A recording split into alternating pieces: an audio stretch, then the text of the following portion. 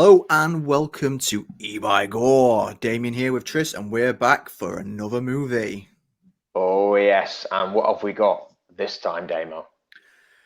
Well, this time we've got Halloween 9, which really isn't Halloween 9, it's Halloween 1, because this is a remake, Rob Zombie's remake. Indeed, it is. It is. Looking forward to talking about this one. Don't forget to like and subscribe to the channel, guys, for all the content that we put out there. And also, I'm maskless today. I was just going to say, we do have to discuss the elephant in the room today. Well, your room, because we're not in the same place. But look at the baby face. Look at the baby face. Look at it. He is maskless. He can actually drink a brew properly. For the first time, he isn't needing a straw to drink his cup of Yorkshire tea. Look, how young does he sound? Look, he makes me look old. Fuck me. Well, the theatrical reason is that I've had an exorcism and that the evil spirits of the skeleton and of the neon maniac have been expelled from my body, allowing me to roam free. The real version is I couldn't get the audio right with the mask on. Technical difficulties. Speaking of which, sorry to any of you guys that have been listening or watching recently. The audio has been pretty shit, especially from my part. So away with the mask. On with a new microphone, and hopefully things should sound a lot more clearer now. Testing 1, 2. Yeah, look at that. I still can't get over the baby face. You got for it and everything. That's it. Get to look at my ugly mug now. You lucky bastards. 2 for 1. 2 for 1. So yeah, number 9 of this dear franchise of ours. Did you ever think you would get balls deep in Halloween up to the 9th movie? Do you know what? Series? Before we started this, I didn't actually know there was 9 movies, let alone more than that. No, I bet you wouldn't.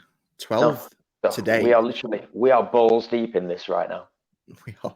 What a disgusting analogy that we set off there. I will say, I think this is the first time I've watched them back to back. Like I've watched a lot of them a lot of times, like over the years. But this is the first time like I've sat down and continually watched these back to back, and it's a fucking hell of an experience. There's definitely some ups and downs, right? Oh, you're not kidding. Probably more downs with some of the more later ones that we've watched, but yeah, there's definitely some ups and downs, but definitely a Halloween roller coaster, that's for sure. Yeah, and I have officially calmed down after Halloween Resurrection. It took me some time. Yeah, you were pretty on the boil, shall we say. I was pissed, man. I mean, it's not just a bad movie, because I can live with that. I love bad movies, from B movies to exploitation flicks. I love them all. But Resurrection, it's not just a bad movie. It's an insult to the franchise, to the original, even to horror movies. It's just a cash grab, and I hate movies like that. It just didn't do it for me. But I'm over it. I'm ready to tackle the next movie in the hopes that once again... You've had your therapy. Yeah, I'm looking to see greatness again. I'm hoping that we're going to get it from this one. We'll get into that. So, as I said, Halloween 9, which is Halloween 1, after Resurrection bombed, and rightly fucking so, Dimension were at a bit of a loose end about what to do with Michael Myers. And at the time, there were talks about crossovers, because Freddy versus Jason came out and was fucking huge, despite it being of questionable quality. But they were going to do, they floated the idea of Michael Myers versus Pinhead, so Halloween versus Hellraiser. For fuck's sake. I think it would have been shit. But I like the idea of Michael being portrayed as this kind of deviant serial killer that like opens the lament configuration by some issue, and then this whole cat and mouse thing between Michael and Pinhead. I mean, it'd have been a fuck ton better than Freddy versus Jason. I mean, the thing that sort of sticks in my mind, and I'm not educated on it all, but just it's mainly from what you've sort of like said over the past few podcasts and stuff like that. Dimension, they like to send stuff to like straight to video and stuff like that. They pretty much bastardized most franchise at this time. Well, Hellraiser, definitely Hellraiser. Yeah. They really did a number on Hellraiser, which is why I'm kind of glad it never came to fruition. Because as you rightfully said, Dimension, they didn't have all the big franchises, but the ones that we did have, and Hellraiser is probably the front runner. They really put some shit out on that franchise, which is a shame because I'm a huge Hellraiser fan, as you know. Yeah, you are. But yeah, and by the way, if that comes up next on the randomizer, mate, you're in for a fucking shock. You think Revelations is bad? You wait till you see Hellraiser Revelations. That's completely different beast to Resurrection. And like I said, I'm a big fan of Hellraiser, but they also talked about bringing Jamie Lloyd back in something called Halloween Bad Blood. Now, how they'd have done that after she died so very definitively in Halloween 6, I don't know. But well, I it's mean, Halloween, they can rewrite that's any ending to any story and bring anybody back. They've done it for Michael enough times. and Loomis as well. Yeah. So, And Loomis. who knows? But yeah, thank God they didn't go down that route. Yeah, and they even considered a sequel to Resurrection, which We can all you know imagine? sequels generally are bad enough. I mean, don't get me wrong. I hate remakes. I really do. I have a thing about remakes, and I actually I can't recollect any remake of a movie that is actually better than the original. Genuinely can't. Not off the There top of my is head, anyway. the There's the very Hills Have few. Eyes. The Hills Have Eyes remake in 2006, I think, is head and shoulders above the original. I'm not sure you've seen that one, but No, I haven't. it's fucking great. I could really do with revisiting Hills Have Eyes, so I hope we get that franchise next. I've But yeah, seen the original, but not the remake. oh, I don't like the original. But I shouldn't be giving ratings on other movies in this franchise. But yeah, so the sequel to Resurrection, there was going to have Michael kill Busta Rhymes' character, which would have been an emotional devastation to all of us. You know how deep a character fucking Freddy, whatever his name was. That would have just been a kung fu movie, right? Because you Yeah, watch kung fu movies. Yeah, it'd have just been a martial art movie. But then the idea was dragon, enter the Mayans. Yeah. Oh, gross. Yeah, then the idea was to get hunted down by Laurie Strode's son, which, based on Josh Hartnett's performance in H2O, would have been shit as well. Yeah, maybe it'll have been listed, the help of, some Pearl Harbor planes, or acting would have been good. Yeah, I feel I was too harsh on Josh Hartnett because he went on to be very good though. Like he was bad in H2O, but he went on to be quite a good actor.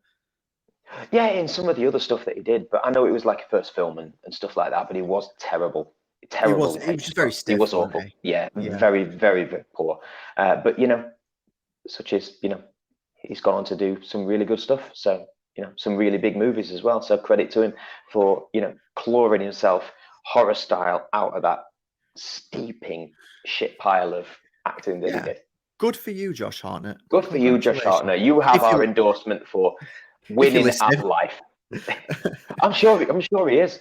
He's doing better than us. So let's but yeah, all this creative excrement aside, it was all unfortunately halted, all the creative ideas, when Mustafa Akkad was killed in a bombing in Jordan when he was at a wedding. Now, it's got to be said that we didn't know him personally and we don't know anything about him as a person, but to Halloween, Mustafa Akkad was such a huge part of the franchise and creating it to be what it was. You can't deny that he had an incredible vision right from the early days of the original, and getting John Carpenter on board and being that driving force into making Halloween into the monster of modern cinema that it is. So you can have nothing but respect for that. No, not at all. Yeah, absolutely. Yeah, you absolutely. Can't dispute that. You cannot dispute that. Yeah, and his son, Malak Akkad, he took over as executive producer going forward.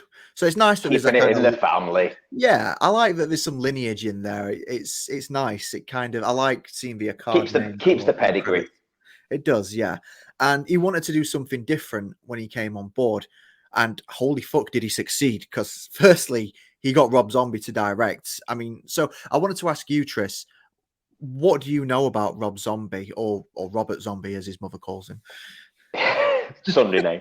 I think to me, I never actually think about sort of like the film side of it. I knew he sort of like directed some Halloween movies further down the line, but to me as a musician, that's what I know the name as. Yeah, I know the name as a musician. The whole rock horror theme that he has going. Kind of competition, if you like, or not really competition, but similar sort of genre as Alice Cooper, that type of thing. Yeah, the whole very theatrical side of it. That's what I know him from. I literally have, before this, nothing to say about sort of like the movie director side of things. It's pretty much the musician. That's what I know. I don't know anything about his direction or anything like that. I have no pre thoughts about it or anything like that. Are you a fan of his music? I am. I mean, Dragula's a It's, jam, right? so Dragula's an absolute classic. it's rock. What's not to love? Yeah, You true. know, you know full well I'm into my rock music, so you know. I do feel like once you've heard every one Rob Zombie song, you've heard every Rob Zombie song. Same with White Zombie, the band he was in before. I kind of feel like they were all that kind of post grunge, punky industrial rocks type thing that I really like. To be fair, and I like Dragula's so fucking good. I love that tune. But that was my introduction to Rob Zombie, was the music as well. Being a little mosher growing up, and then finding his movies. Halloween wasn't the first movie I saw from Rob Zombie. I mean, I know you said you've not seen many Rob Zombie films. I've seen probably all of them that he's done. And there's an That doesn't absolute surprise me. no, there's a mixed bag. But the first one I'd seen was House of a Thousand Corpses, which if we end up getting the Firefly trilogy, you'll see. If you don't, I recommend you check it out anyway. But it's such a weird movie. But yeah, so he'd done House of a Thousand Corpses and The Devil's Rejects, which is a sequel to House of a Thousand Corpses, which is an awesome movie as well. And he'd done that. And so Malika Card got him on board to do Halloween. And the thing about Robert Zombie is Robert Zombie loves the Texas Chainsaw Massacre, like a lot of us, but he really likes the Texas Chainsaw Massacre. What a surprise. Yeah, so much that every movie that he makes feels like it could be in the same universe that Leatherface inhabits. It really is. And that's what you get with the original Firefly trilogy, which is House of a Thousand Corpses, Devil's Rejects, and Three from Hell, which is another good movie. But unfortunately, that sentiment also exists with his version of Halloween. Now, before we go ahead and just fucking dive into Halloween, just like Tris, you do it, man. You do it. Yeah, Do why the not? public service announcement. The public service announcement. Ding, ding, ding. This is a service announcement. No, we do spoilers on this show, guys, ladies, gentlemen, people of non-binary gender. If you are, if you've not seen this, if you're looking forward to looking at it, go check it out. Pause the podcast here. Go check it out if you're not wanting to know exactly what happens all the way through this movie, because we're going to tell you in no order whatsoever. We're going to jump around. So yeah, we do spoilers. That's all you need to know. Yeah.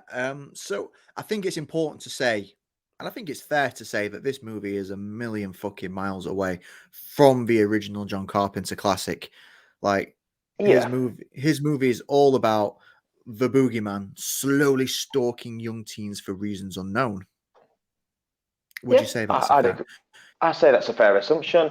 Stalking teens, pervert, paedophile, whatever you want to make it, serial murderer, turns out. In Rob Zombie's version, there's absolutely nothing left to the imagination, like nothing at all. What do you think about giving Michael a backstory? Do you know what? You know what my thoughts are on horror and how I like the realism and how I like some reasoning behind things. So when we watched this, I was not expecting any backstory. I will say right off the bat, I hate remakes generally. I've said it already. So I was not expecting anything decent from this. But that first 25 minutes was a massive surprise to me when we actually gave Michael a full backstory. And it was a really, really good, very in-depth backstory. I was surprised, and I really, really like it. From my perspective, I loved it because it actually gave some substance to Michael as a character. It explained why he was like he is, the journey that he's been through to turn into fucking crazy Michael Myers. It also, as I'm sure we'll talk about, it has some very nice little links into various different parts of the Michael Myers character. So the mask, for example, it's not just something which is an afterthought, which he steals from some dress up, sort of fancy dress shop, like in the first one. It's a personal token in this one. It has personal meaning behind it. And I quite like that. It builds the character and it gives, like I said, that substance. Yeah, that it's a backstory. It gives him credibility, which in the first one for me, that was what was missing for me, because I came to it and I was literally like, okay, so this dude has been locked in an asylum for how many years and he can drive? a lot of stupid things are actually sort of, they're given credibility in this one. We see that credibility and his relationship with different characters build as well, including with Loomis, which we didn't really see in the first one. We were just accepted to, you know, this is the guy that's been treating him since he was a child. With this, we see the relationship build. I like it. Yeah, let's talk about that. I mean, Rob Zombie dedicates a large part of and its runtime to the backstory. It's almost a fucking prequel. It's that long. And yeah, it's literally, I think it's like think about Rob Zombie minutes. movies. Yeah, it's pretty long.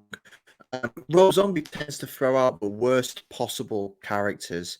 I mean, I don't think he's writing a genuinely nice character. I've not met one in a single one of it. Not a fucking one is a bona fide salt of the earth nice character. Or in one, which may be in this movie, which we'll get to. But original Michael Myers. So let's go through it. So original Michael Myers kills his sister in a seemingly nice family home for absolutely no reason.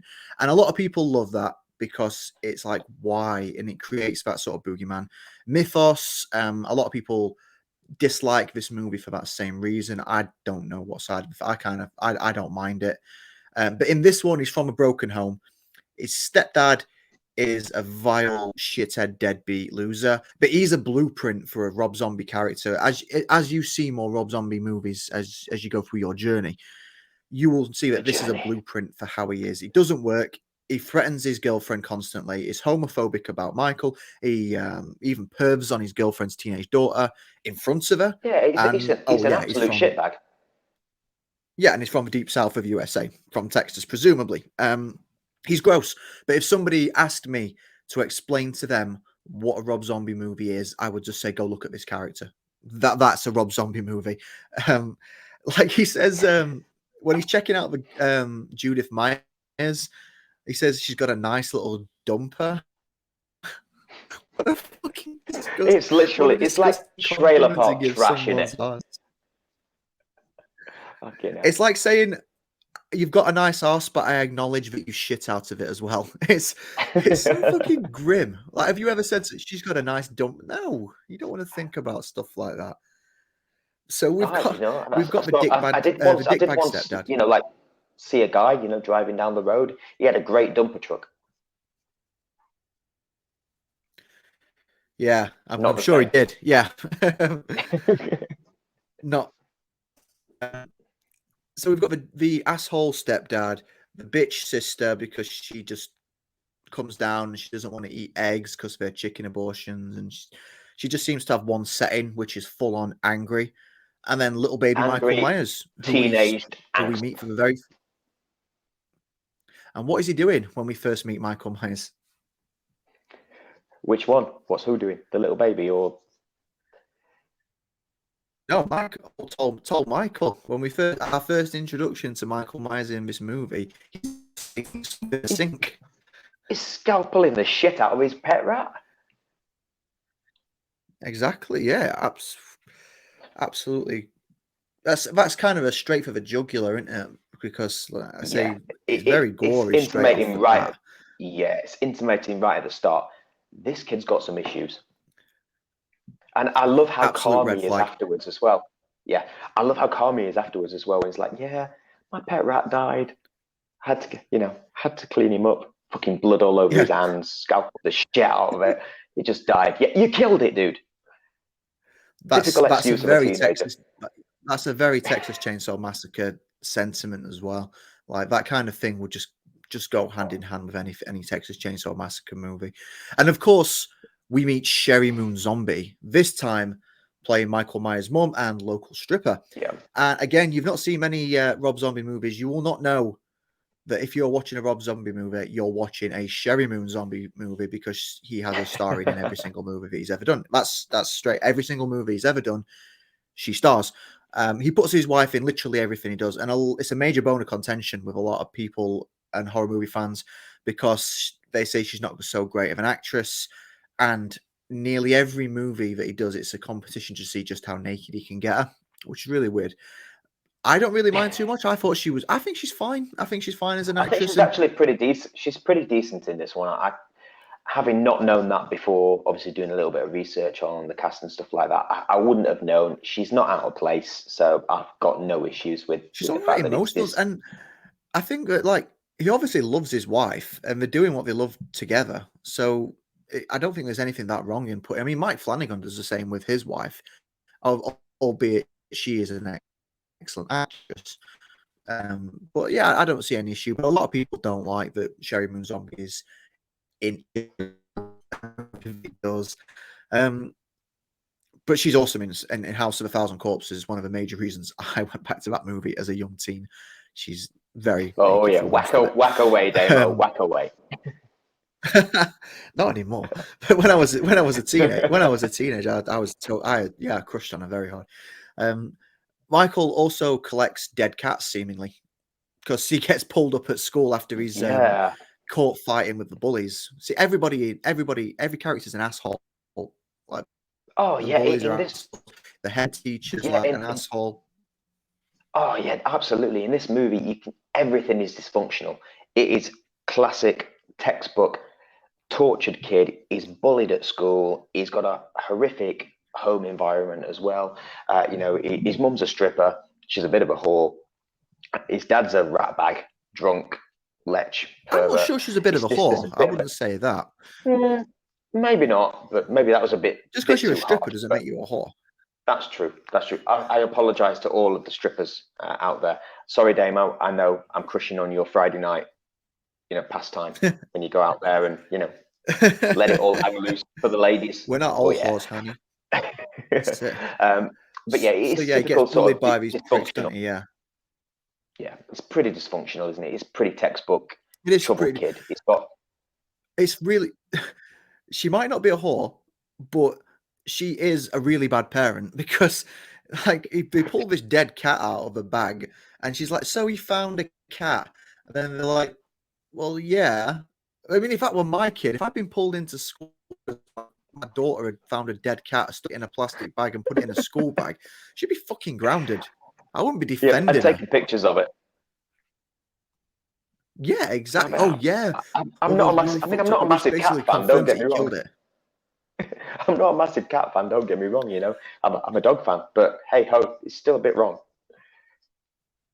And she doesn't even speak to him about it later on, does she? She just like says, I shouldn't let you go trick-or-treating at all after the shit you pulled at school today. As if it was just like walking back to teacher or detention. No, he found a cat and mutilated it.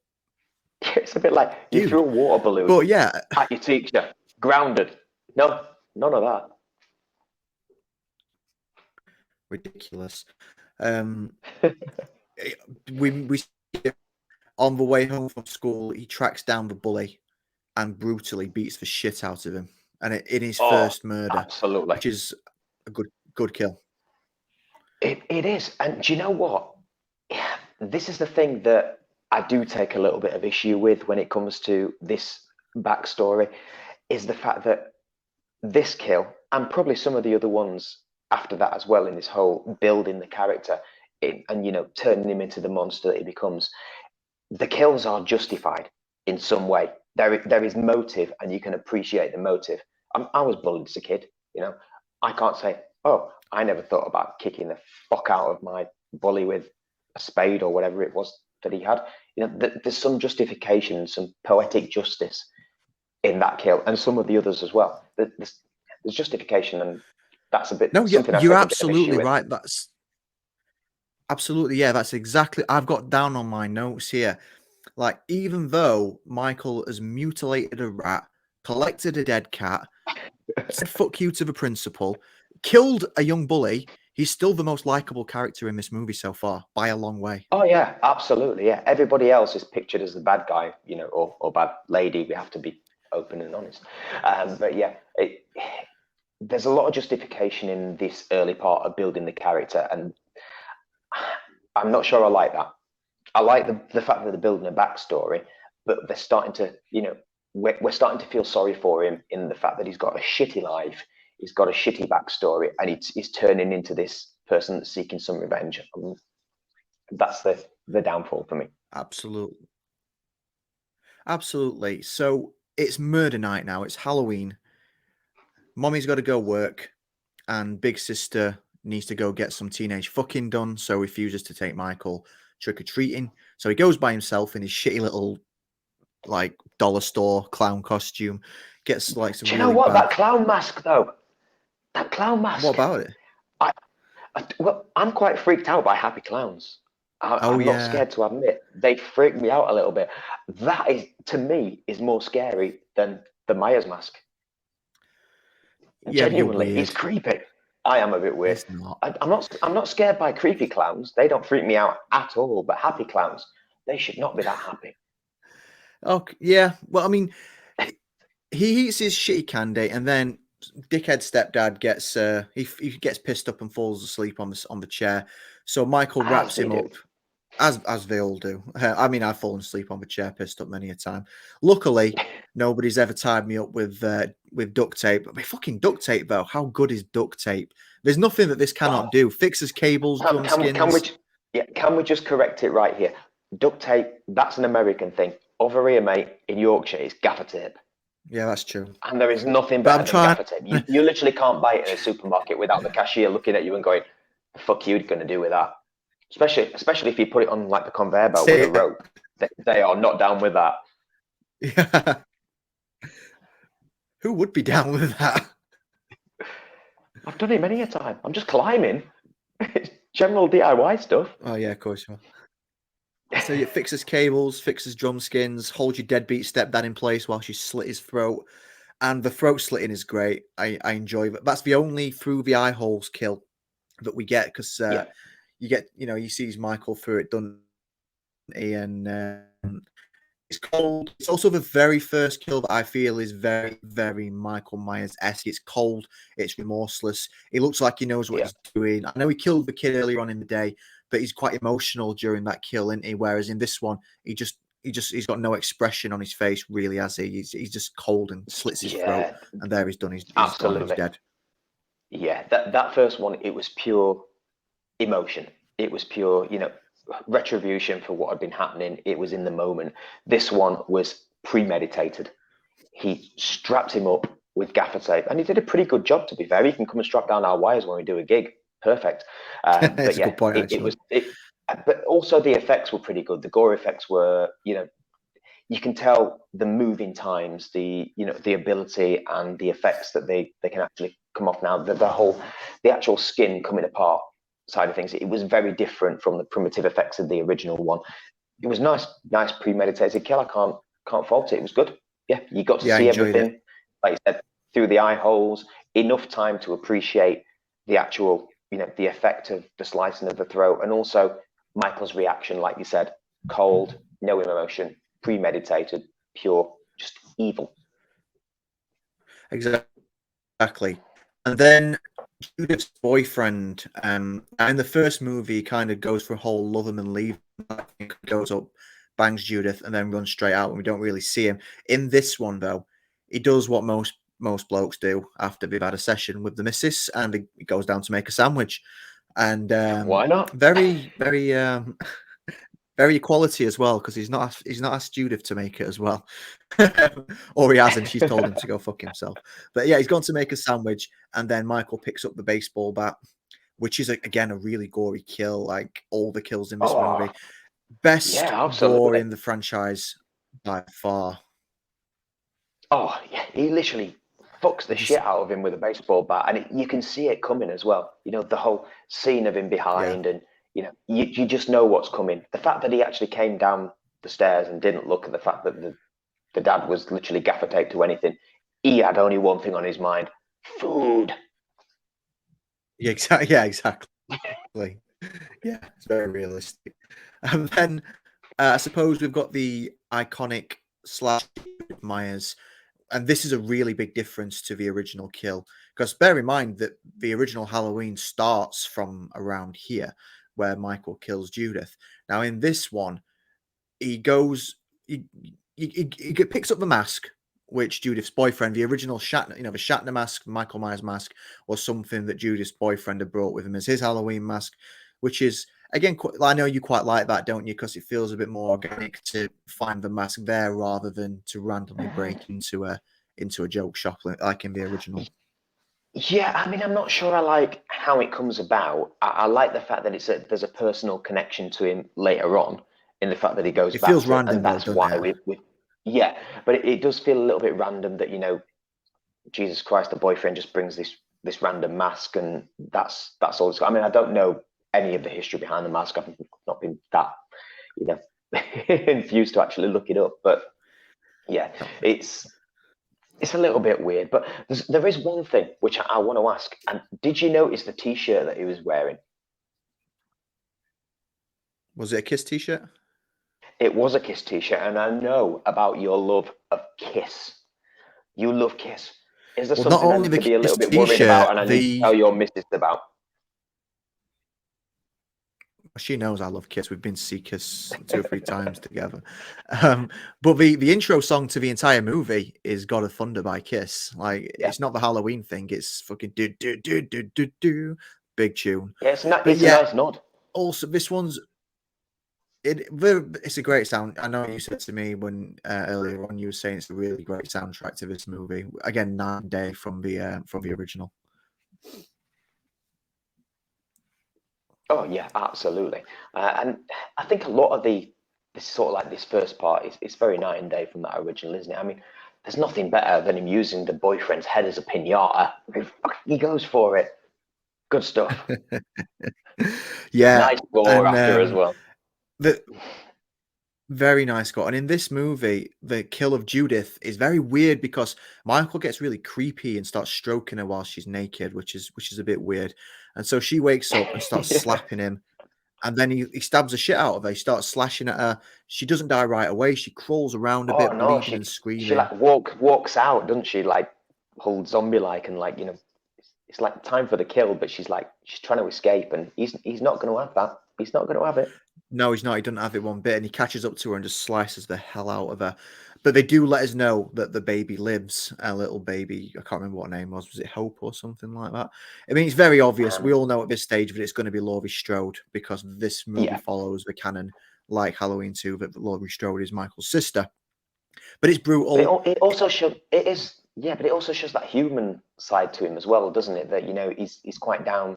He's down with the baby. He quite likes it. He's not going to go that far. He's not. He's not created that monster yet.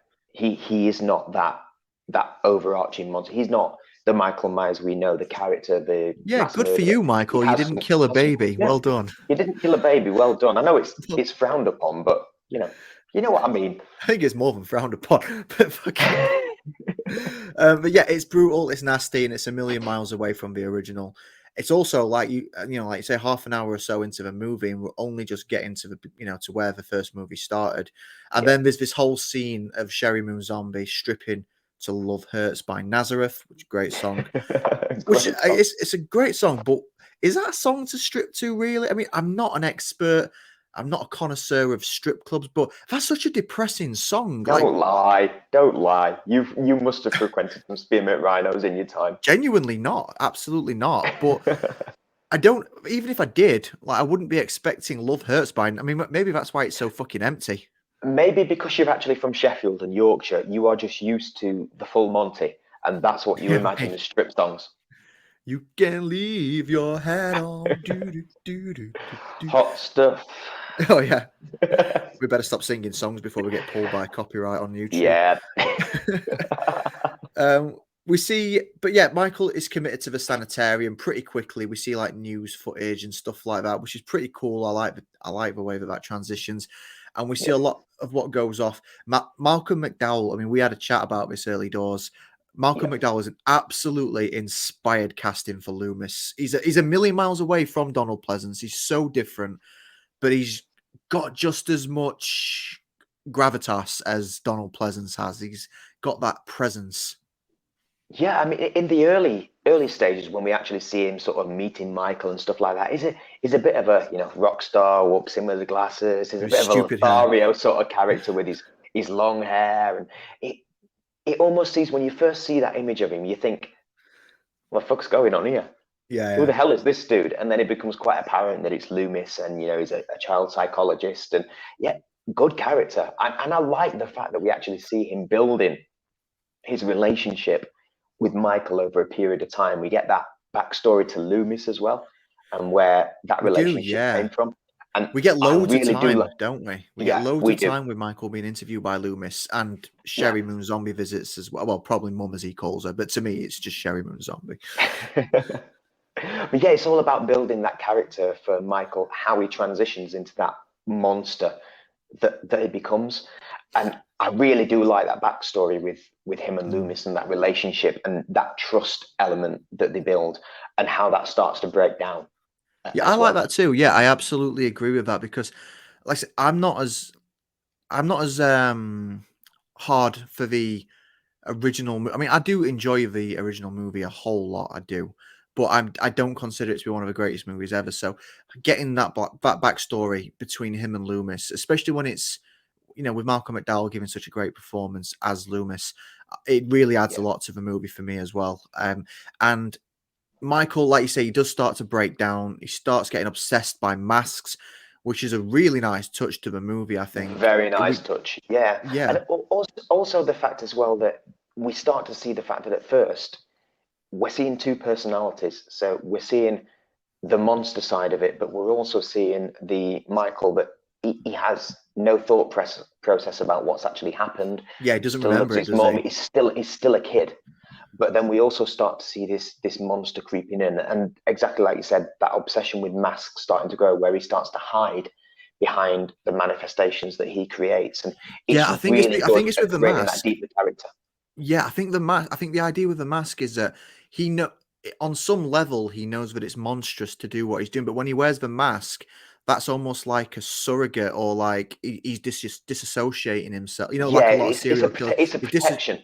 He's disassociating himself from the crime but I think as he gets more and more obsessed and he realizes he's not getting out of the sanitarium, what's happening is he's retreating, the human side of him, which is what is alluded to in the original movie, but we don't see it. What's happening is his human side is dying, and all that's being left is this disassociative character that doesn't feel anything. And although a lot of people hate the idea of humanizing and hate the idea of taking away the mystery of the boogeyman, on another level, you've got, this is the origin of his evil. You're seeing it's not so much humanizing, it's the dehumanizing. Yeah, absolutely. Yeah. And it's stripping great. away any human quality that is left in there and just literally leaving the monster. Absolutely. You're right. It's great. I love it. I can't fault it at all. And that's exactly what was missing from the first one for me. We also get introduced to Danny Trejo, the janitor, who I love in absolutely everything I've ever seen him in. He's the only good character, not good as in well written. He's the only nice character in this whole fucking movie, and probably the whole Rob Zombie oeuvre. Like, I don't know any other nice characters other than Danny Trejo. I love him in everything he's ever been in. You should see Machete, he's great in. He was in Breaking Bad. He even does a bit on Brooklyn Nine-Nine, where it's like as the dad of one of the cops. I forgot what her name is. Who's a tough cop on Brooklyn Nine-Nine? God, I've not watched it for It's ages. Rose. I know what you mean. Ro. Can't remember what her full name is. Whatever it is. He plays her dad. And he's fucking awesome. I love Danny Trejo. And he's great in this. He is great in this. And he's like trying to make that connection to Michael, saying you can live in your head. They can't get you in your head. But I think inadvertently he gives Michael license to start creatively making these masks and kind of starts the process of the dehumanizing. But he's still a nice character. He's definitely got best interests at heart. And Michael's still talking at this time. It's getting him to shut the fuck up. That's the hard part in Rob Zombie's Halloween. That's another thing a lot of people don't like about this movie. I do. I quite like the fact that he talks, but he still talks quite a lot up until the masks really start playing a big part, don't they?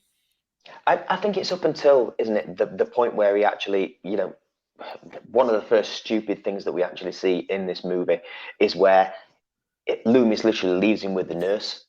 Yeah. I'm sorry, but this kid is in there for murdering multiple people. Let's just give him a fucking metal fork and leave him with a nurse. Let's see what happens. Yeah, that would never happen in a real institution, would it? Not at all. A metal fork. No, I mean, a plastic fork is bad enough.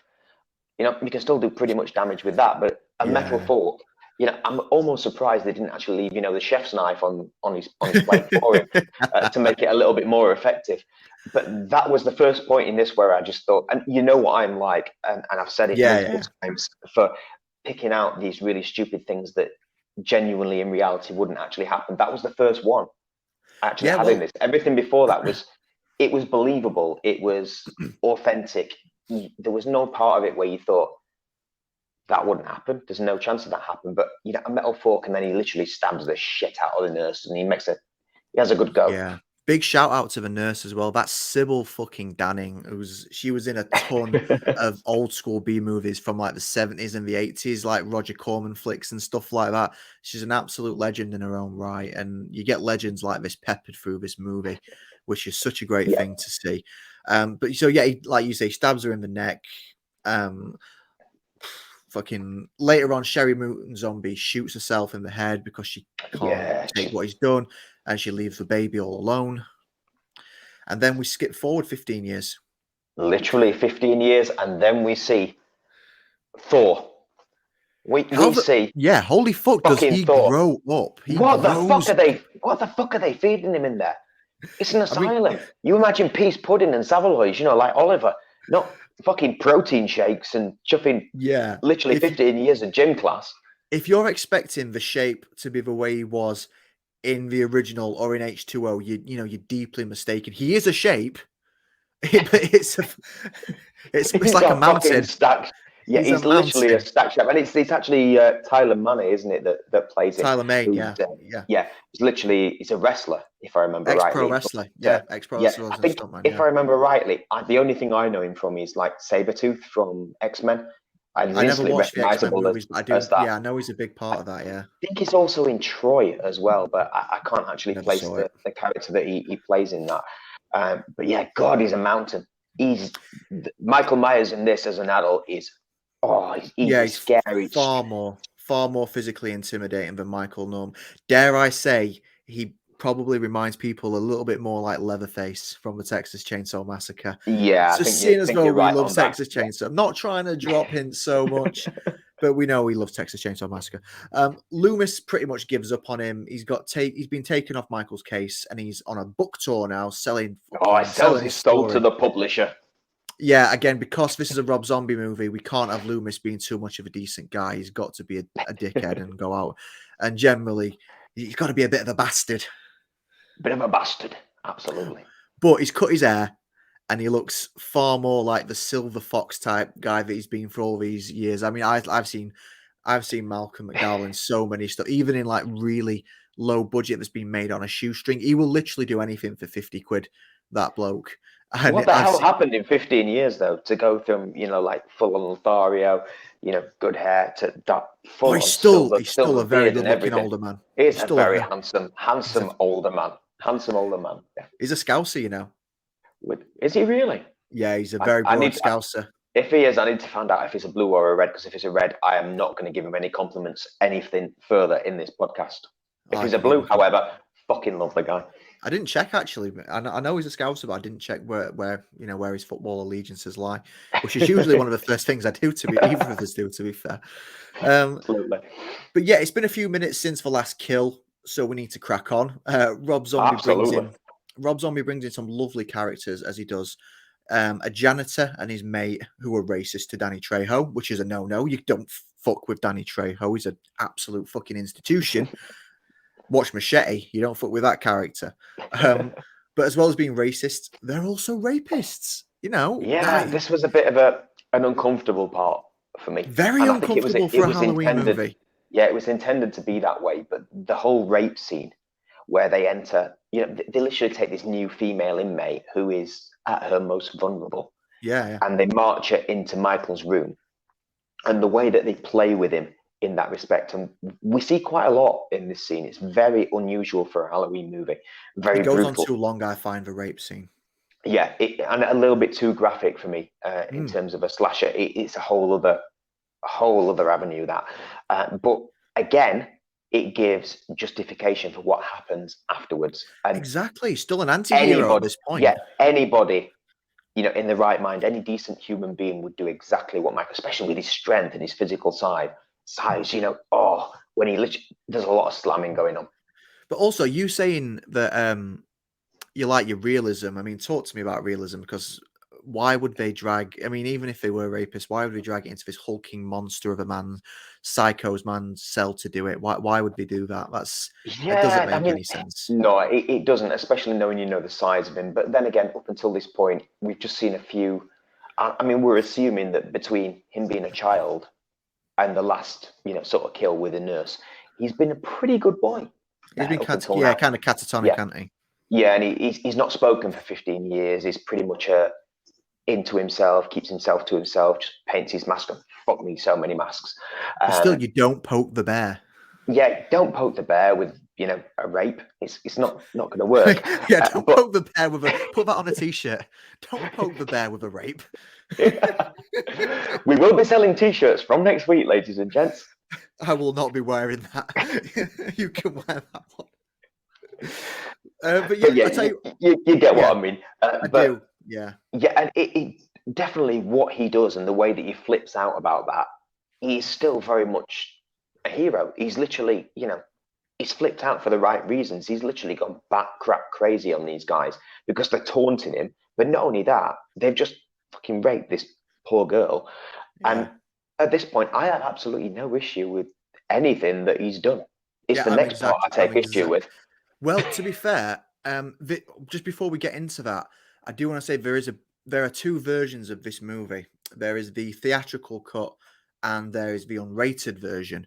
Now, you watched the unrated version, Tris. Yep.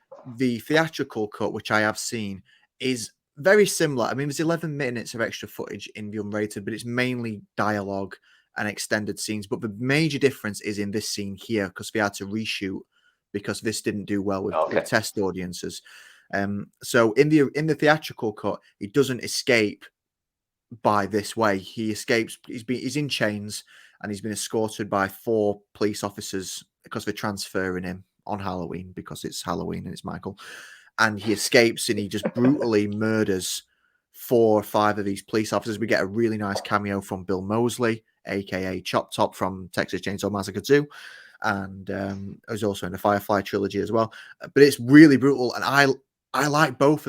I definitely prefer the theatrical. I know you've not seen it, but you know in Halloween 4 where he kills the entire police department, and I always and I said to you, I would have loved to have seen him do that. Well, in this, it's not an entire police department, but there's definitely between 4 and 6 police officers, and he goes through them in a really brutal way. There's an accidental shooting with a shotgun from him using copper as a body shield. There's neck breaks, there's choking, he rips throats out of people. It's absolutely gory as hell, and I would say I take the theatrical cut of that over the unrated every day. Yeah, we just sort of see the aftermath of that, don't we? We just see literally fucking carnage. There's just blood everywhere and everything. But I think the thing that I sort of took a little bit of issue was when he sort of the way that he goes about the janitor. Yeah, the janitor. Because up until that point, the janitor had only ever been nice to him. He was a nice character, but because he's still in this mindset of where he's flipped out because of these fucknuts that have wound him up, he literally doesn't see the difference between them, and that is the point where he comes full circle and it becomes the monster. Danny Trejo. How fucking dare he kill Danny Trejo? The only good-natured person as you rightly said, the only good-natured person in this entire movie, possibly Rob Zombie's entire back catalogue of movies. We do, like I say, we see him, as you said, he takes him under his wing early doors, and then he pleads to Michael whilst Michael's drowning him, and then a TV to the head. Welcome to prime time, Danny. Welcome to prime time, Danny. Do you know what? It was a very theatrical sort of kill, wasn't it? Oh my God. Oh, literally, you can see what's going to happen, and literally, and what a monster of a TV as well. That was like a TV from my childhood. I carried one of them buggers. That took an entire family to lift it. But yeah, it literally lifts it above his head. Yeah, it does. You just hear it. That's carnage. So if we do need this kill, I agree that they need this kill in the movie to establish that he is evil and that he's not just this anti-hero, because everybody else up until now has been a dick. we've seen this backstory where we've seen this disturbed kid slowly become this unstoppable serial killer. And I think the movie does a really good job of hitting that home. I think they do such a great job of that. And now he's got his freedom and he just needs a change of wardrobe. And we get that from Ken fucking Foray. Now, again, this is a bit of a Foray. comedy moment. This is a comedy moment, isn't it? Before we go into that, that's not Kevin, that's Ken Foray. Now, Ken Foray, as I live and breathe, God is my witness, I have never seen Ken Foray in a movie that he didn't make instantly better with his presence being there. I mean, Texas Chainsaw Massacre 3, surprise, surprise. From Beyond, Dawn of the Dead, the OG Dawn of the Dead, like, I just don't think he was in enough things in the 80s and 90s. Like, he was clearly the star of Dawn of the Dead, which is a good cast as it is, but he's the best thing in it. And he doesn't last long here, but it is a comedy. Yeah, you talk it through because I just love. Is the dark hunk of sideburn truck of love? Yeah, he's so good. He's got that charisma, hasn't he? He's got such good charisma. Big Joe Grizzly, that's what we call him. If this was a Rocky movie, he would be Apollo Creed. Yeah, he would. He's got that charisma. Yeah, he is. The Lawrence Fishburne of this era. He enjoys, amongst other things, Taco Supremes and reading porn mags whilst taking a shit. I don't want to think about the grim logistics of looking at porn whilst taking a shit. I mean, dude, there's many places that a boner is not welcome, and whilst you're on the shitter is definitely one of them. Yeah, what if you need a piss, in the eye? Oh, God, not a good thing. It's awkward. I mean, what if you clip your dick on the porcelain? Like, it's an accident waiting to happen. COVID. But he's wearing a boiler suit. So, unfortunately, Michael needs to keep the plot going. So, but Jesus, I mean, Ken Foray didn't even get a chance to wipe his arse just, before he got up to fight. I think this kill is kind of important in displaying just how powerful Michael actually is, how strong he is, because, God, he's a big guy, isn't he? And he's Ken a very Foray's strong a big character. Guy. Yeah. And Michael dispatches him pretty much with ease. You see, literally, beating the cubicle down. We know they're pretty flimsy anyway. It's daunting to think that's how close you are to some other guy having a shit. But yeah, it's pretty flimsy. But yeah, it's not. But yeah, he dispatches of him pretty quickly, and hence gets his brand new wardrobe, which, if it follows the rest of the movies, he's going to keep for a whole 8. I think it gives a very clear message not to take a shit in a public toilet. I mean, I wouldn't anyway. Yeah. I wouldn't anyway. I'd be scared of people next door hearing me cry. Everyone cries when they have a shit, don't they? Everyone cries when we have a shit, don't they? Yeah, you keep believing that, mate. It's fine. But yeah, this is pure violence, isn't it? It is a pure violent kill, this one. And then we get to Haddonfield to meet our new Halloween characters. 54 minutes into the movie to get Michael into. And another cool thing I forgot to mention. In the first movie, we both laughed and joked about how Michael learned to drive. Well, in this movie, he's clearly walked, because when he's at the cubicle knocking on the door for Ken Foray while he's taking a shit, you see his sandals, don't you? His feet, and he's like caked in mud. And his hands as well. Yeah, so he's blatantly walked. He's not driven. He doesn't drive in this entire movie, I don't think. Yeah, but it's 100 miles away. That's not possible. He's still got his teleportation powers, hasn't he? Beam me up, Scotty. That's it. There you go. And then, so as we get to Haddonfield, we meet Laurie Strode, not played by Jamie Lee Curtis, but by Scout Taylor Compton. Not quite the reserved but strong lady that we get in the original, but very, very Rob Zombie version, as she quickly makes a joke about being molested and finger fucks a bread cake to her mum. Yeah. It's a very different character trait, isn't it? It's, she's not the character. She's not the Laurie that we've come to know, love, and respect up to this point from the previous ones. Totally different character. Totally different. No, and the way that she talks when she's with her friends and stuff like that, I kind of feel that that's how Rob Zombie thinks teenage girls talk to each other. Like, I'm not a teenage girl. I am many things, but a teenage girl is not one of them. And even I know I'm sure that teenage girls don't talk to each other in that way. It's kind of got a vibe of a dude's version of what teenage girls talk about. Yeah, well, you Do you know say what I that, mean? but you weren't a teenage girl until like last year when you had that sex change. But search your feelings, Damo. Search your feelings. But yeah, no, I totally get what you mean. It's very false, isn't it? It's not a realistic approach to it. And I'm going to be honest, I don't like it. No, I don't. I don't like the way that Laurie is written I in don't. this movie at all. No, I It's agree. not a good character, and she's certainly not, the final girl that we've come to know and love. This was the point where I'd been so into it up to this point, and then when we meet Laurie, I'm a bit like, well, this is like a rewrite of a character that we've come to know and love. I don't like where it's going, and I instantly True. took a step back. Yeah, I agree.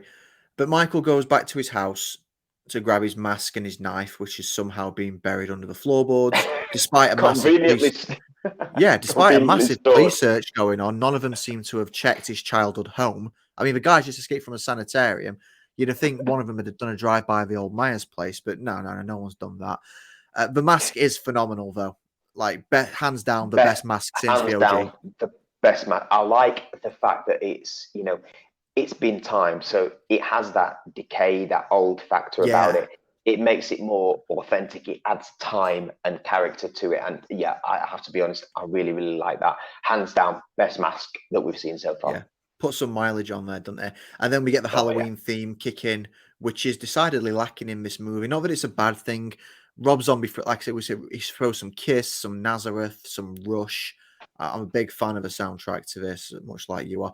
We also meet Linda, played by Christina Klebe or Kleb, can't pronounce it, and Annie Brackett, oh played by yes, who? she's back. She's back. Played by Danielle fucking Harris. Jamie She's Lloyd back. herself, She's all grown back. up. And I love that. I absolutely love. I love the fact that she's back. She's given a She's all character, grown up. and she's all grown up. And yes, she's a different character. They've brought Jamie Lloyd back, but it's something different. I absolutely love it. Maybe a little bit too grown up though. She's 30 years old playing this teenager. Not that she looks it, she looks great, but I think she originally wasn't going to get this role. Like Rob Zombie wasn't keen on bringing her back. The only reason she got the job was she agreed to show them titties. That's literally the reason. It's a really Now, pervy way of getting it. I'm not going to say that's a bad thing because I quite enjoy the titties, but from a franchise point of view, we like Jamie Lloyd's character. We like Jamie Lloyd as a character. The fact that they brought her back, they could have possibly brought her back as Laurie. Probably would have been better. Well, that's what he wanted to do. Rob Zombie wanted to do that originally and have his wife as Linda, but for some reason or other that never worked out. But I agree, they could have. She'd have been a much likable Laurie. Yeah, absolutely. But I can also see why that would have been a problem for many hardcore fans of the franchise, to see her in a different character. But yeah, I love the fact that she's back. It's great. And we'll talk about it later about that development of that character and, the whole ending of her and everything else. But yeah, so far, love it. I like it. I mean, from here, the movie's pretty much business as usual for a while. It's very similar to the original plot. Sheriff Brackett is played by Chucky, his fuck himself, Brad Dourif, one of my most favorite actors I've ever seen. I absolutely love Brad Dourif. Chucky. Podcast crossover. So he's Chucky. He's in The Exorcist 3 as a Gemini killer, where he delivers some of the best monologuing you've ever heard. He's in Alien 4, which is not a great movie, but he is the best thing in it. He's also got a very perfect handlebar mustache. Thing of beauty. He's an absolute. There's not. People's opinions fall on various sides when it comes to this movie, but I would say that it's almost indisputable that getting Brad Dourif to play the sheriff is an upgrade on the original sheriff. No offense to the original guy that played played Sheriff Brackett, but come on, it's fucking Brad Dourif. You just don't get better than Brad Dourif. I mean, I know he's a bit of a stupid character in terms of as far as the law enforcement sergeants and that kind of crap goes, but it's much more believable it's a better character all around. He's just a better actor. He's just Yeah.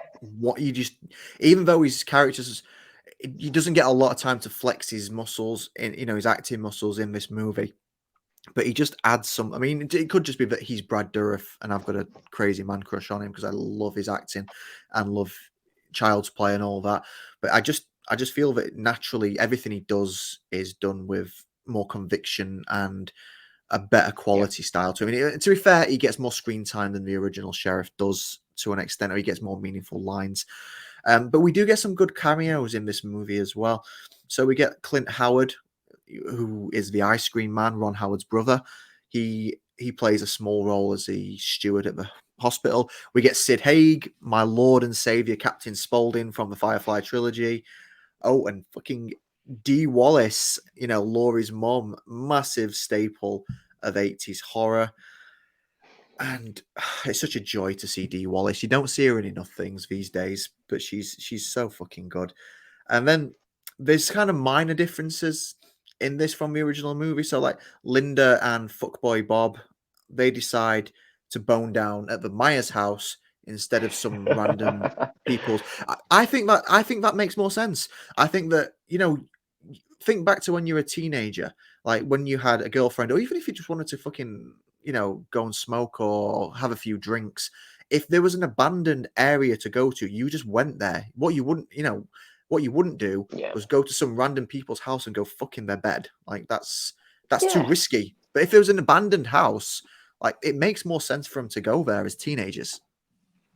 Yeah, absolutely. And I think the whole thing about that, I mean, we're talking about Austin Powers, who's got a premature ejaculation issue, quite clearly. But yeah, I mean, the kill that comes in that sort of setting that we see, it's very much a throwback, isn't it? It's very primitive. It's quite a good one. I mean, tell me what you think about the kill of Austin Powers, as I'm going to call him. Austin, yeah, the glasses. No, I like it. I think it makes more sense for them to bump into Michael in the Myers house. It makes sense for Michael to be there, and they think you could say it's stupid. Why would you go to that abandoned house? But I don't buy that for a second. Like I say, when you're a teenager, you would go there for some privacy to do what you want. Yeah, you pick the place that people are most unlikely to go to catch you doing what you need to do.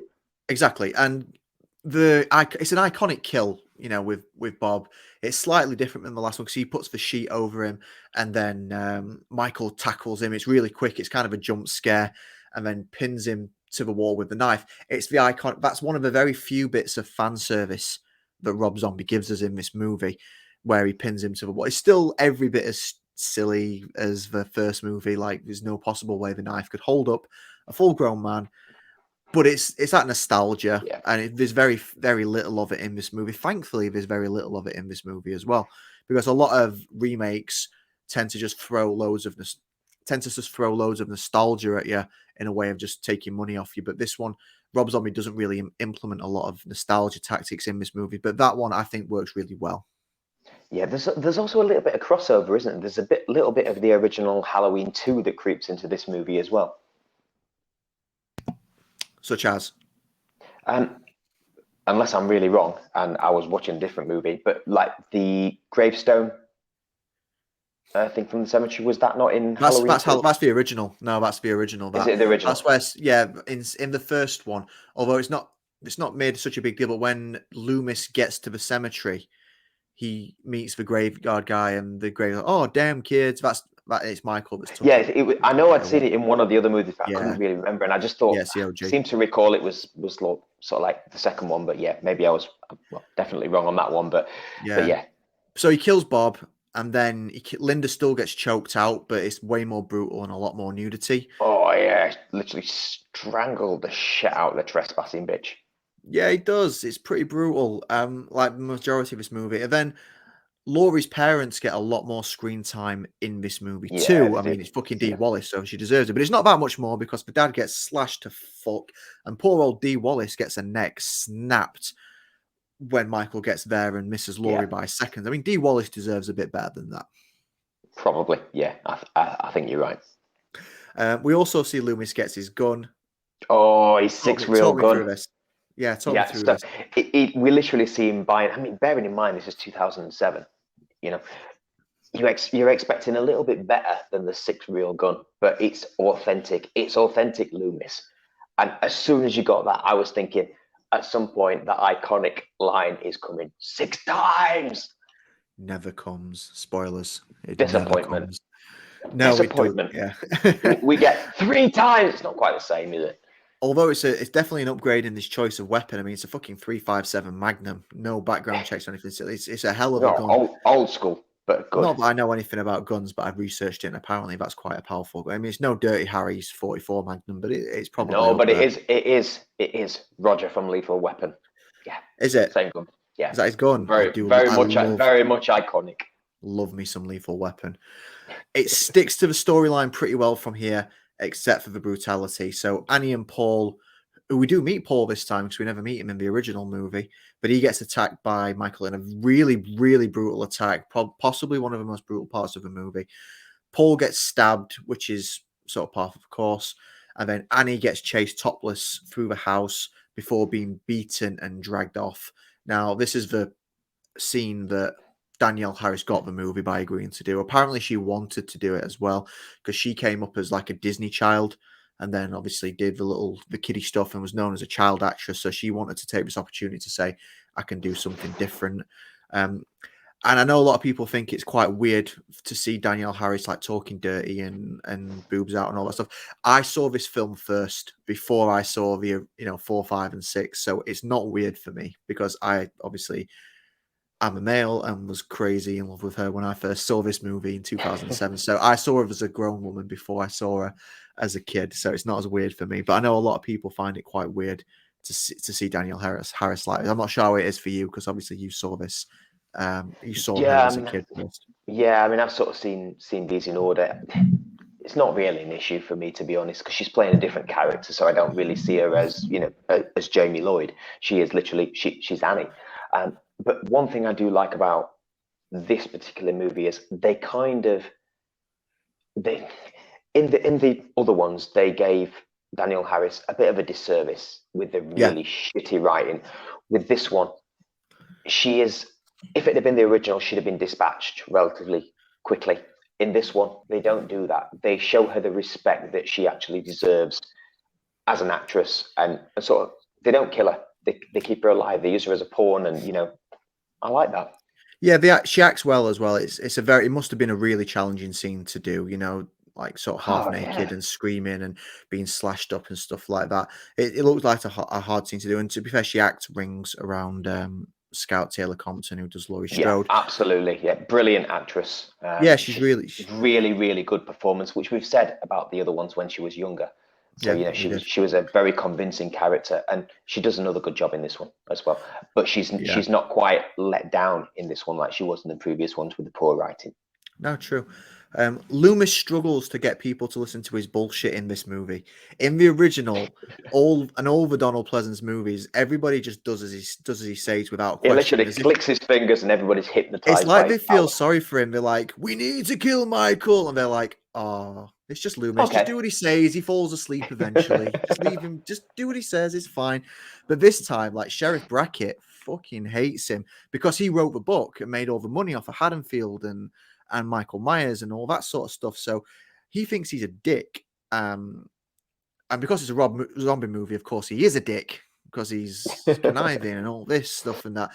But and then he kind of gets sent away he gets separated from Sheriff Brackett when they find Annie being slashed up and stuff like that. And that's when the climax begins, which is, I would say, is wildly different than the original. Yeah, I mean, it follows a similar kind of storyline, but the way that it's actually carried out is very different. In the original, Loomis was still quite a strong character in that, in this one. He saves her, doesn't he? He does save her, but he's also much weaker in terms of the character progression throughout. He's out of it, isn't he, at one point, until he sort of like wakes back up again and grabs onto his leg, and it's like a toddler grabbing onto the dad's leg as he's still trying to walk into the living room just to have 2 minutes apiece. Yeah, I'd say the climax of this movie is really where the Texas Chainsaw Massacre stuff shines through. It's almost like he's saying, "Oh, I wish I were doing Texas Chainsaw Massacre." Well, Yeah. I'll do it anyway. And Laurie and Lindsay, they head out to the house to drop her back with Annie after she ditched her so that Laurie, so that Annie could go fuck Paul. And then they find Danielle Harris and she's all cut up and everything, but she's still alive. And then there's like a chase scene eventually. Michael, for some unknown reason, kidnaps Laurie because he's not a slasher all of a sudden. He's a kidnap. And they did this with Friday the 13th in 2009 when they did that reboot. He collected people, which makes as much fucking sense as it does here, as in absolutely none. It's something that Leatherface is probably more likely to do than Freddy or Jason or Michael, but it does give us a It's chance. that weird, it's that weird humanizing thing though as well, isn't it? Where he actually shows the picture of him and her as kids. She doesn't know any of this, so it's a bit weird. It's just this random scary guy showing him a picture of some random people. Yeah, and it doesn't make any sense to do it because she doesn't know, and she doesn't find out for the rest of the film. We already know, so I feel like it's a bit irrelevant. It's not really needed. It doesn't progress anything because she doesn't know and we No, do. it adds nothing to the story apart from explaining why, in some ways, he would actually kidnap her rather than actually stab the shit out of her like he would have done, sort of in the original. He's clearly he knows the relationship between them, but she's got no idea. Well, he's killed the rest of his family, so and she's not grown up to be any better than them, to be fair. So I doubt she would have lived that long with him anyway. But Loomis ends up tracking him down and shoots him three times. Well, it is a 357 Magnum. And then you get the false ending, and this is where we do see the true difference between Jamie Lee Curtis and Scout Taylor Compton. Jamie Lee would never deliver the line the way that she does in the car. Was that the boogeyman? Even Loomis looks like, the fuck did you just say to me? Like, we can cut that out in the edit, right? Yeah. Even Loomis looks like, he does. He looks exactly like that. Like, should we cut? And he's like, as a matter of fact, actually, should we cut? We're going to keep going. I think it was. Like, Jamie Lee would never deliver a line. But I mean, like, when she delivers that exact line in the original, and it's, you can feel the terror in her voice. I think a lot of the acting in the original is hammy and corny, but not Jamie Lee Curtis. I think he does a great job from start to finish with that movie. Yeah, I agree. But I mean, I'm not just hating on Scout Taylor Compton. She might be really good in other stuff, and she's not given a great deal of characterization to work with in this movie. So maybe she got a lot better. But in this, I don't think she's great in this movie. And I don't think she does a great. I mean, she's really young in this though, so maybe give her a pass. But to that end, Loomis then gets attacked by Michael because there's got to be a fourth act in horror movies like these days. You can't just have three acts anymore. And then another chase into the house, which looks very Texas Chainsaw Massacre-y. And then Michael tackles her through a door, through a wall, off a balcony, onto the floor, and doesn't kill her. Yeah. Bit different. I mean, how does that not kill? I mean, he's a 7-foot behemoth with supernatural powers and psychotic tendencies that's just took 3 bullets and survived. I can live with him surviving that fall, but she should not have survived that fall. I mean, she lands on him, maybe that's it. But to that end, she has the gun and shoots him in the head, and then we get a close-up of her laughing hysterically whilst covered in blood. And Tris, would you care to venture a guess at what other movie ends with the final girl drenched in blood laughing hysterically? Oh, I think you might have mentioned it a few times. Once or twice? Possibly. Chainsaw Massacre, maybe? What? How did you guess that? I would never. Do you know what? I've never seen it, but telepathic. That's what it is. It's the exact. I mean, not with the gun thing, but that shot of the girl drenched in blood and laughing hysterically, exactly how Sally Hardesty ends the film in Texas Chainsaw Massacre. I didn't get it for this film. That whole ending, it didn't fit with what we sort of built up. Obviously, the original, he drops off a balcony, we see him there, and then he's gone. We've got that wonder about what's going to happen with this one. That whole ending of her laughing hysterically, I don't know. I didn't really like it, but there is maybe an that's alternate ending. I wasn't invested in the character. Yeah. Maybe that's why. No, I'm not either. I'm what not was sure what the the alternate alternate? ending is. I don't know. I forgot. It was on the theatrical, but it's been that long since I've seen the theatrical cut. It probably was when it came out in theaters about 14 years ago. I can't remember it, but it matters not. But that's Halloween 2007, the Rob Zombie remix. Tris, talk to me about it. What do you think in comparison to the original? Because that's what we have to compare it to. Yeah, of course. I mean, overall, I actually like this movie. It is a movie of two halves for me. I like, as most films are. Yeah, I like. Well, only if you sort of like live in Penistone and they actually have an interval in the middle of your movie where you can get ice creams. That does still happen. Such an old thing, but it's amazing. But yeah, in terms of this one, the first half of this movie, I do really, really like. It's a different take on it. We've got some substance to Michael. We've got a backstory. It's nice. Plays to everything. It's not nice. There's nothing nice about this movie. It's a horrible fucking. But it's you know nasty. What I mean? It's nice because it plays into my need for substance and my need for a backstory and realism to understand why somebody is doing something. It's not even about reality. It's more about I've got something to attribute the reality to. So yeah, something makes sense of it rather than just this happens in this movie. Well, that would never happen. Why does it happen? And we've had that a lot in the earlier movies of this franchise, whereas this one, I like that backstory. I like the fact that they pay attention to Michael's story and stuff like that. I know a lot of people didn't really like it. It wasn't met with. Yeah, do you understand now that you've seen it? Because I know that you didn't know that this film was as polarizing as it is. Now that you've seen it, do you understand why people hate it? Yeah, I get if you're a purist about it and you absolutely love, the whole concept of Michael Myers as it was. I get why it would be with the mystery and everything. Mixed messages, and mixed feelings around how it's portrayed. I like it. When it comes to the second half of the movie, not so much.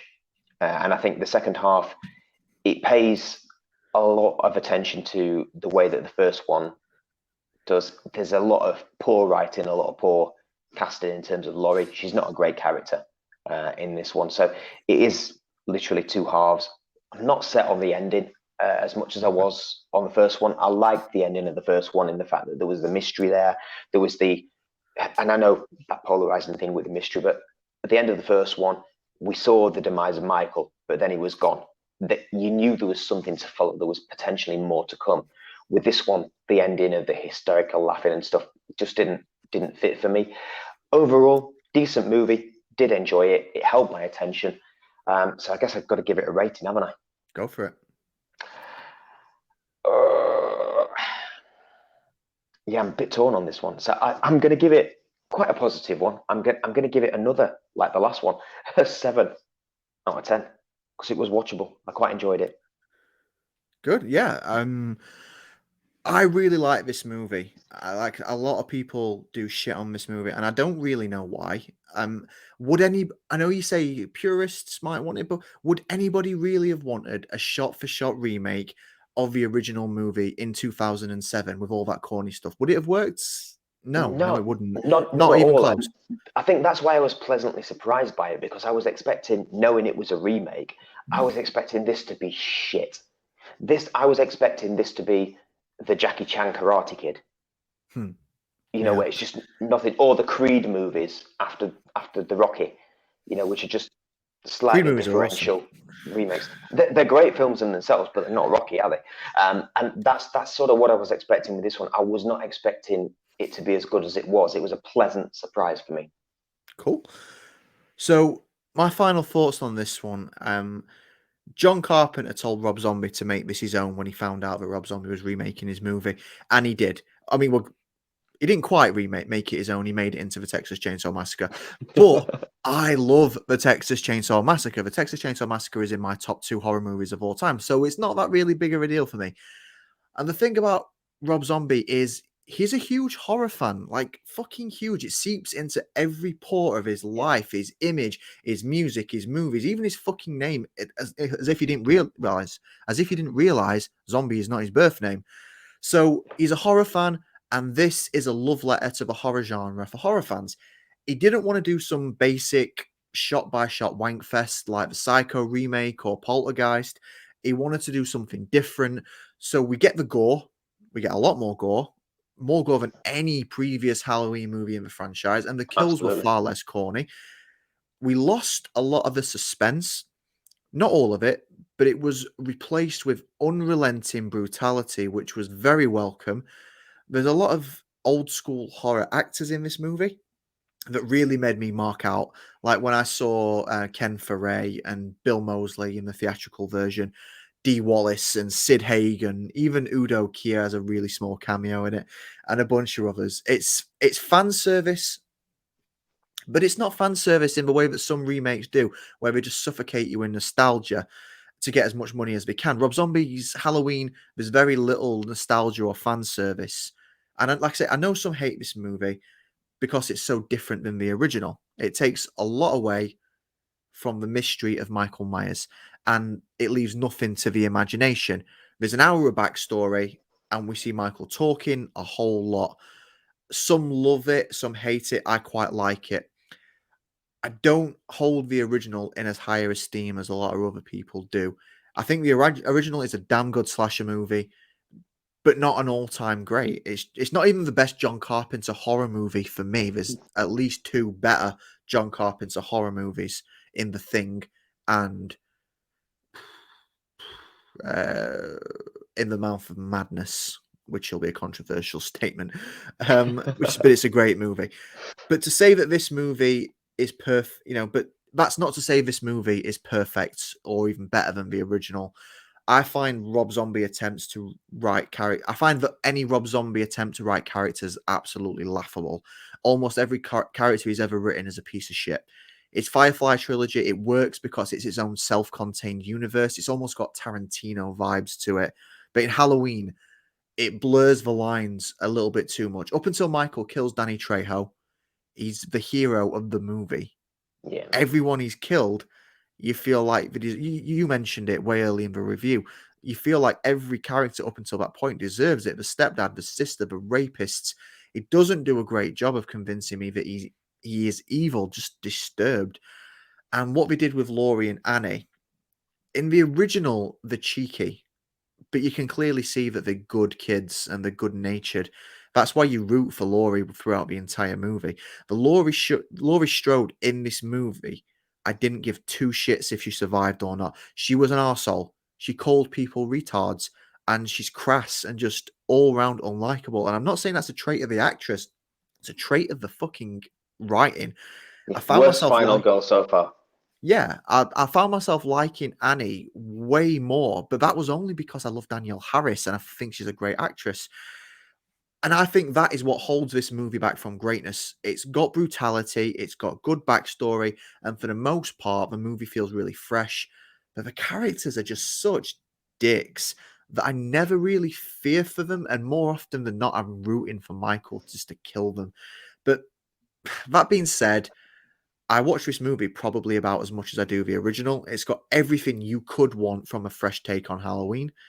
I think if this movie had the characterization of Halloween, the original, it would be better than the original. But rating. I don't have the balls to rate this higher than the original for fear that when people See, start I have watching no this, issues. I have no issues with that. I'm going to rate it equal to the original and give it 7 lovable Danny Trejos out of 10. And that's what it will get. Same as you. But this is I think I rated the original 7.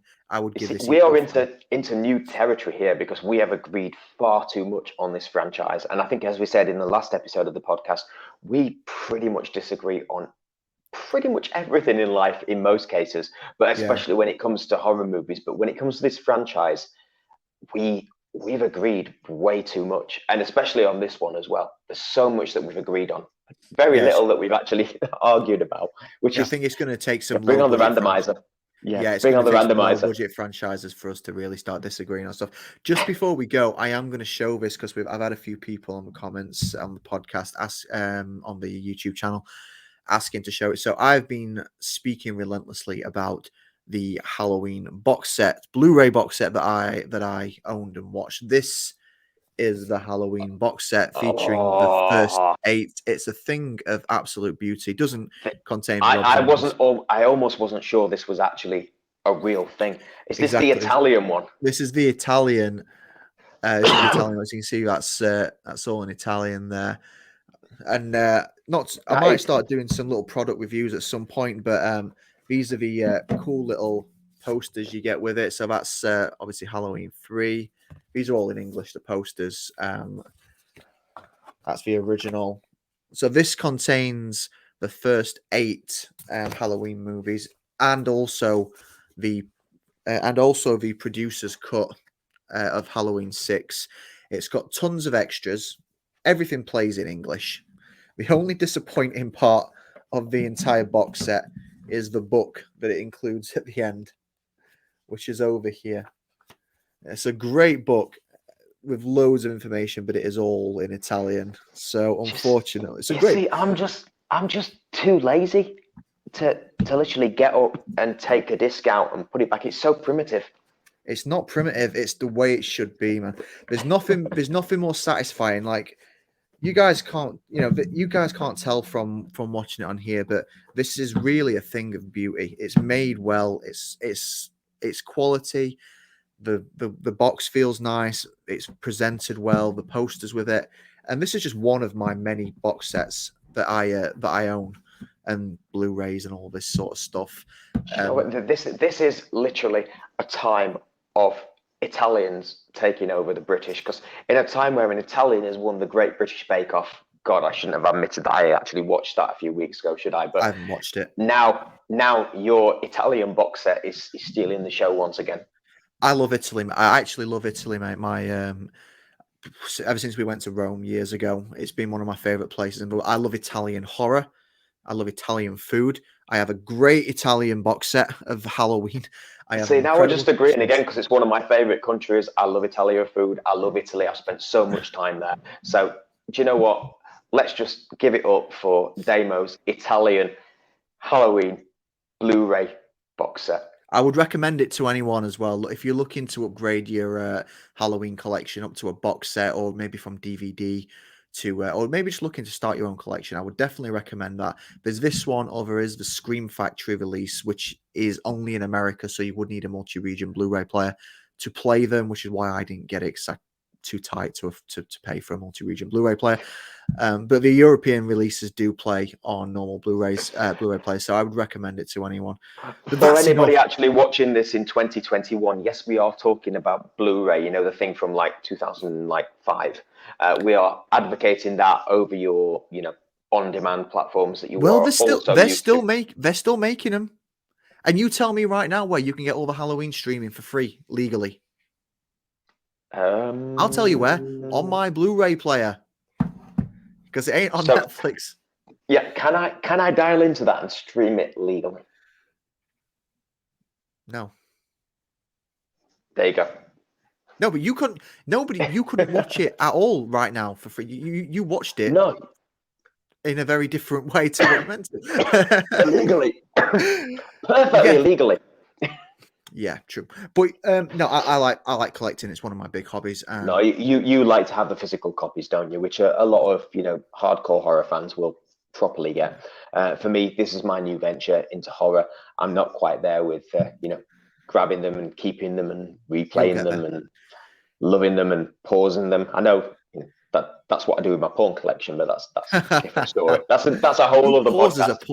Pauses porn. So, guys, let us know what you think about Rob Zombie's Halloween in the comments below. Let us know what you think about our opinions. I get the feeling there's going to be some varying opinions when it comes to us liking this movie as much as the original. So, don't forget to like and subscribe so you can get all the latest content. This will go out as a podcast on Spotify and other places as well. But yeah, guys, don't forget to tune in. Check it out. I've been Damien. And I've been Tris. We have been E by Gore. Enjoy. E by Gore. City. See you later.